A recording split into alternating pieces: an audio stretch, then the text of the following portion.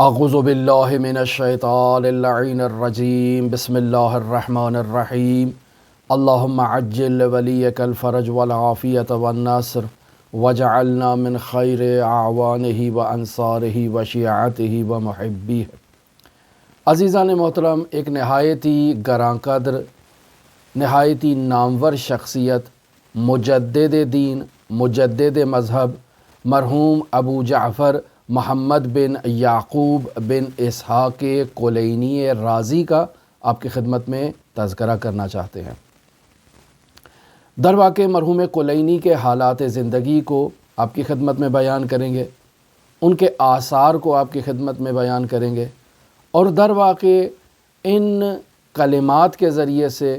ان الفاظ کے ذریعے سے جو ہم آپ کی خدمت میں ادا کر رہے ہیں، بیان کر رہے ہیں، یہ وہ تعارفی کلمات جو ہم شیخ کلینی کے بارے میں بیان کر رہے ہیں، در واقع ان کلمات سے ہم اس گراں قدر فقیہ، گراں قدر محدث کی نامور اور گراں قدر خدمات کو جو ہے وہ خراج تحسین پیش کرنا چاہتے ہیں کہ اس گراں قدر محدث اور فقیہ نے تشیع پر جو احسان کیا ہے اور آثار اہل بیت علیہم الصلاۃ کی حفاظت میں جو اپنا کردار ادا کیا ہے، وہ بے نظیر کردار ہے۔ مرحوم کلینی ایک ایسی شخصیت ہیں کہ جو صرف شیعیان حیدر کرار کے درمیان شہرت نہیں رکھتی ہیں، بلکہ اہل سنت بھی کلینی کو ثقہ جانتے ہیں۔ کلینی کی صداقت، وثاقت، امانت داری کے بارے میں وہ بھی معترف ہیں۔ لہٰذا عزیزان محترم، کلینی کی اگر تاریخ پیدائش کے بارے میں بیان کیا جائے، سال پیدائش کے بارے میں بیان کیا جائے، تو یہ بات زیادہ واضح نہیں ہے، چونکہ تاریخ میں یہ مطلب بیان نہیں ہوا۔ لیکن جو چیز واضح ہے وہ یہ ہے کہ حضرت امام حسن عسکری علیہ الاف و تحیت و ثنا کی زندگی میں 3 صدی ہجری کے وسط میں رے شہر کے ایک قصبے میں، ایک دیہات میں جو رے شہر سے 38 کلومیٹر کے فاصلے پر واقع ہے، جس کا نام قلین ہے، اس دیہات میں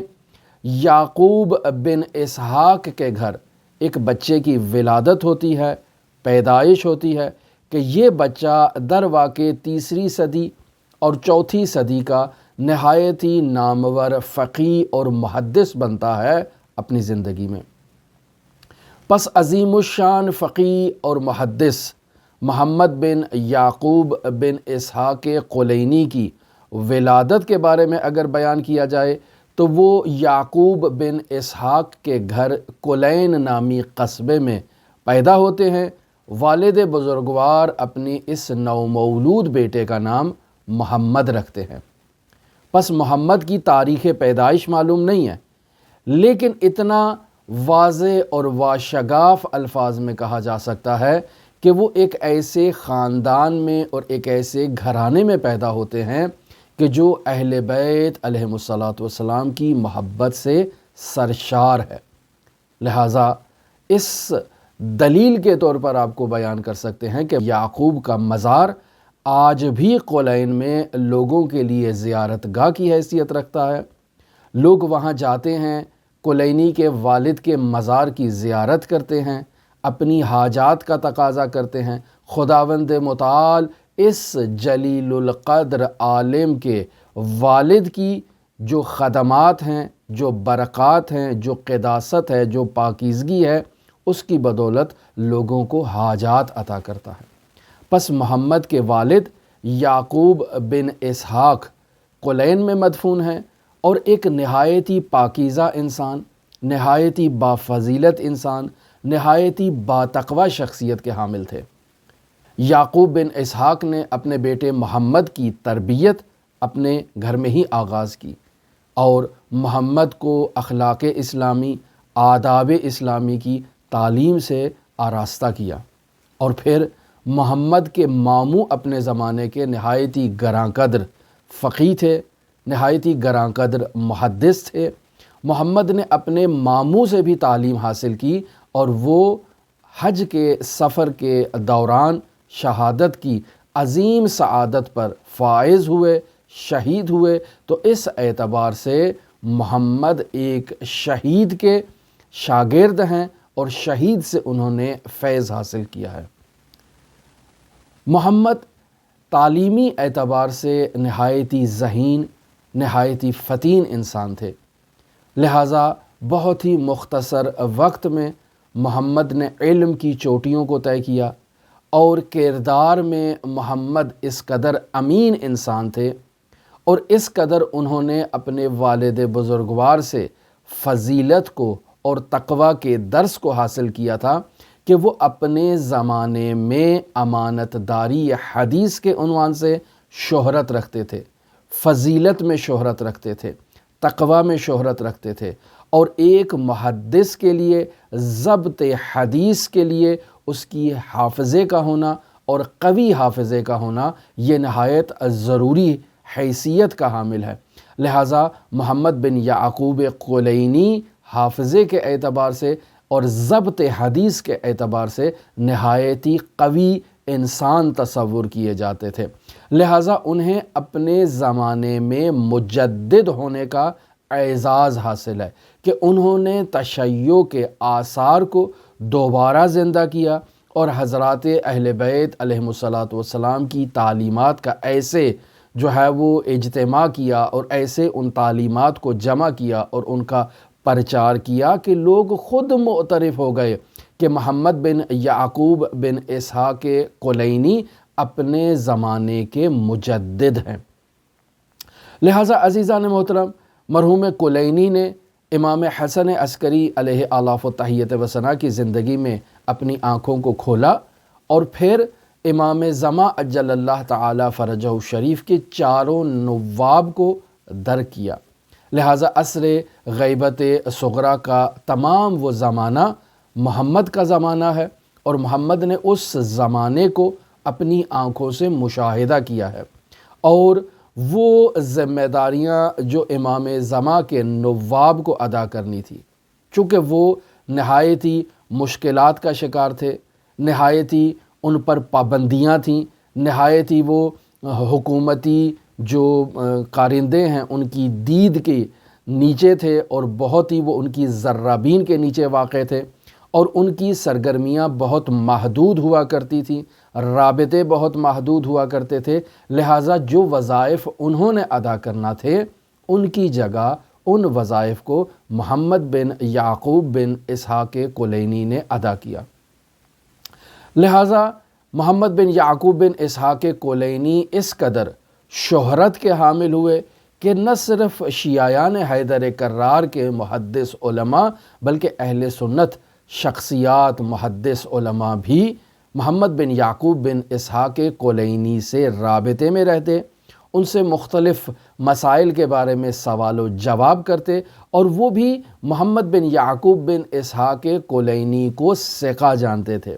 لہٰذا محمد بن یعقوب بن اسحاق کلینی اس دور میں وہ منفرد شخصیت ہیں جنہیں ثقۃ الاسلام کے ٹائٹل سے نوازا گیا، اور یہ لقب کا اعزاز انہیں پہلی مرتبہ حاصل ہوا، اور ان سے پہلے کسی کو ثقۃ الاسلام کا لقب نہیں دیا گیا تھا۔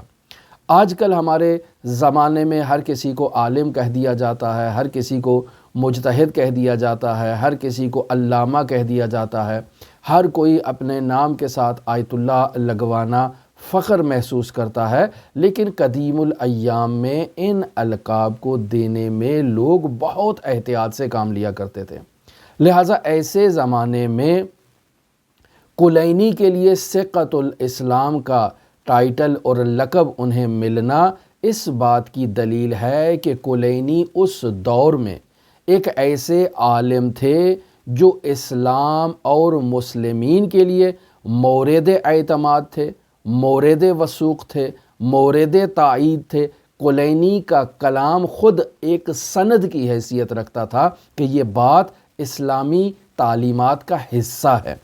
لہٰذا کلینی ایک نہایت ہی اہمیت کی حامل شخصیت ہے، کلینی کا تذکرہ ہونا چاہیے، اور اس عنوان سے تذکرہ ہونا چاہیے کہ صرف شیعہ نہیں بلکہ اہل سنت اس بات کا اعتراف کرتے ہیں کہ کلینی اپنے زمانے کے مجدد ہیں۔ لہٰذا آپ دیکھیں کہ اہل سنت کے قدیمی ترین منابع جو صحائح ستہ ہیں ان میں آپ مشاہدہ کریں کہ سنن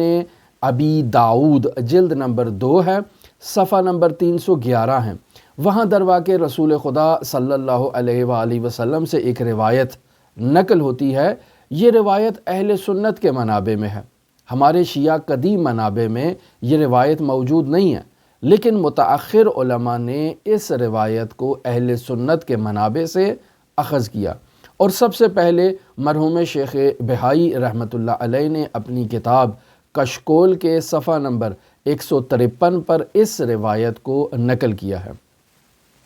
رسول خدا صلی اللہ علیہ وآلہ وسلم درواقع یہ اعلان کر رہے ہیں کہ ان اللہ یبعث لہذہ الامہ علی رأس کل مئۃ سنۃ من یجدد لہا دینہا، کہ اللہ تبارک و تعالی بے شک اپنی امت کے لیے ہر 100 سال میں ایک شخص کو پیدا کرتا ہے جو اللہ کے لیے اللہ کے دین کو تجدید کرے، احیاء کرے، زندہ کرے، اس دین کی نشر و اشاعت کرے، اس دین کو پھیلائے اور لوگوں تک پہنچائے۔ اب اس روایت کو دیکھتے ہوئے اہل سنت کے ایک نہایت ہی نامور عالم جن کا نام ابن اسیر ہے، وہ اپنی کتابوں میں جہاں اسلام کے مختلف مکاتب فکر سے تعلق رکھنے والے جو افراد ہیں، جو گروہ ہیں، ان کے مجددین کی فہرست کو بیان کرتے ہیں، تو وہ بیان کرتے ہیں کہ شیعوں میں پہلی صدی ہجری کے جو مجدد ہیں وہ محمد بن علی الباقر ہیں، یعنی امام محمد باقر علیہ السلام کو وہ پہلی صدی ہجری کا مجدد جانتے ہیں۔ اور پھر دوسری صدی ہجری کے جو شیعہ مذہب سے تعلق رکھنے والے مجدد ہیں وہ ان کا نام ذکر کرتے ہیں علی ابن موسی رضا علیہ آلاف و تحیت و ثنا، یعنی امام رضا ہمارے 8ویں امام دوسری صدی کے مجدد ہیں۔ اور پھر وہ تیسری صدی کے مجدد میں بیان کرتے ہیں ابو جعفر محمد بن یعقوب الرازی کلینی، کہ یہ مرحوم کلینی تیسری صدی ہجری کے مجدد ہیں۔ اور پھر چوتھی صدی ہجری کے وہ مجدد شمار کرتے ہیں سید مرتضیٰ علم الہدیٰ کو۔ تو پس عزیزان محترم، اس اعتبار سے آپ خود ملاحظہ فرمائیں کہ کلینی اس قدر شہرت کی حامل شخصیت ہیں کہ 2 معصوم اماموں کے مجدد ہونے کی ردیف میں اہل سنت عالم کلینی کو باقاعدہ مذہب جعفریہ، مذہب حقہ، مذہب اسلامیہ کا مجدد شمار کر رہے ہیں تیسری صدی ہجری سے۔ بس کلینی کو بیان کرنا یہ نہایت ضروری ہے، اور جب تک ہم اپنے محسنوں کا تذکرہ نہیں کریں گے درواقع ہم نے اہل بیت علیہم السلام کا تذکرہ نہیں کیا ہے۔ کیوں؟ چونکہ امام رعوف امام علی ابن موسی رضا علیہ آلاف و تحیت و ثنا ارشاد فرماتے ہیں من لم یشکر المنعم من المخلوق لم یشکر اللہ عز وجل، کہ جو مخلوقات میں منعم کا شکریہ ادا نہیں کرتا اس نے ہرگز اللہ کا شکریہ ادا نہیں کیا ہے۔ اگر آج ہمارے درمیان قال الصادق قال الباقر ہے تو یہ کلینی اور صدوق جیسی شخصیات کا مرہون منت ہے۔ یہ ایسی شخصیات جنہوں نے تشیع کو احیاء کیا، تشیع کے آثار کی حفاظت کی، تشیع کے آثار کو ہم تک پہنچایا۔ آپ ابن ابی عمیر کے حالات زندگی کو مشاہدہ کریں کہ کس قدر کٹھن دور سے، کس قدر اس نے کوڑے کھائے، تازیانے کھائے، زندانوں کو، صعوبتوں کو برداشت کیا، لیکن آثار اہل بیت علیہ السلام کی حفاظت کی۔ تو پس ہمیں اپنے محسنوں کا تذکرہ کرنا ہے۔ بعض نادان افراد ذکر کرتے ہیں کہ آپ اہل بیت علیہ السلام کا تذکرہ کیوں نہیں کرتے، علماء کا تذکرہ کیوں کرتے ہیں؟ تو اولاً اہل بیت کا تذکرہ بھی ہم نے بہت کیا، ہمارے چینل پر موجود ہے، اور علماء کا تذکرہ بھی کرنا نہایت ضروری ہے، چونکہ یہی وہ شخصیات ہیں جنہوں نے اہل بیت کا ہمارے سامنے تعارف کروایا ہے۔ اگر علماء شیعہ کو تاریخ اسلام سے حذف کر دیا جائے، نکال دیا جائے، تو اہل بیت علیہ السلام کے آثار محو ہو جائیں گے۔ اسلام کے آثار محو ہو جائیں گے، تشیع کے آثار محو ہو جائیں گے، نبوت کے آثار محو ہو جائیں گے۔ لہٰذا عزیزان محترم، ان علماء کی قدردانی کرنی چاہیے، ان کے آثار کی حفاظت کرنی چاہیے، ان کے آثار کا مطالعہ کرنا چاہیے۔ اگر ہم اعتراض نہ بھی کریں تو ہمیں ان کے آثار کی قدردانی ضرور کرنی چاہیے، چونکہ یہی وہ ہستیاں ہیں کہ جن کے ذریعے سے قال الباقر قال الصادق ہم تک پہنچا ہے۔ ہماری دعا ہے کہ خداوند متعال مرحوم کلینی کے درجات کو بلند کرے، خداوند متعال مرحوم کلینی کے جو والد ہیں ان کے درجات کو بلند کرے، خداوند متعال ہمیں کلینی کے آثار سے استفادہ کرنے کی توفیق عطا فرمائے۔ خداوند متعال منجی عالم بشریت حضرت صاحب العصر صاحب الامر کے ظہور میں تعجیل فرمائے، ہمیں ان کے اصحاب و اعوان و انصار میں شمار فرمائے۔ اللہم صلی علی محمد و آل محمد وعجل فرج قائم آل محمد۔